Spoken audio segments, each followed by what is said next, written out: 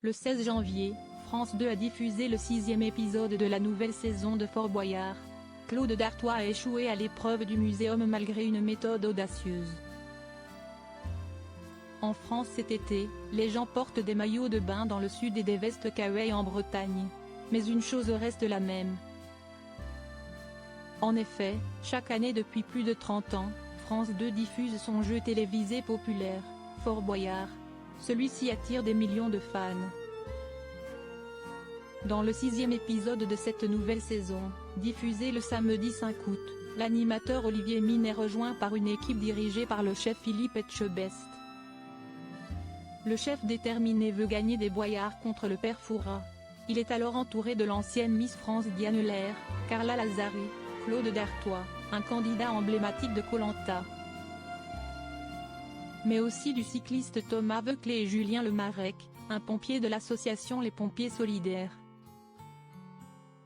Après avoir affronté des défis difficiles tout au long de Fort Boyard et un candidat malchanceux, l'association défendue par le chef bordelais a réussi à remporter plus de 16 000 €. Plus tard dans la soirée, ils ont participé à l'émission de Willy Rovelli pour tenter de remporter 1 500 € supplémentaires. Fort Boyard, j'ai pas le droit? Claude Dartois a réussi l'épreuve du muséum qui est considérée comme l'une des plus difficiles de Fort Boyard. Lors de ce défi, l'aventurier doit escalader le décor pour atteindre la vitrine où se trouve la clé. Et ce, sans poser le pied au sol ni faire tomber d'objets. Cette épreuve a été introduite il y a 27 ans et elle n'a offert qu'un taux de réussite de 46% depuis sa création. C'est donc un exploit pour Claude d'avoir réussi cette épreuve. Pour augmenter ses chances de réussite, Claude a décidé de tenter une approche différente pour gagner cette épreuve de Fort Boyard. Cependant, il s'est vite rendu compte que cette stratégie ne fonctionnait pas. Il a alors opté pour un chemin jamais emprunté auparavant en montant sur le lustre. Ce qui a d'ailleurs surpris Willy Rovelli. Par où il passe? Je crois que c'est la première fois que quelqu'un fait ça, a finalement expliqué le cuisinier de Fort Boyard.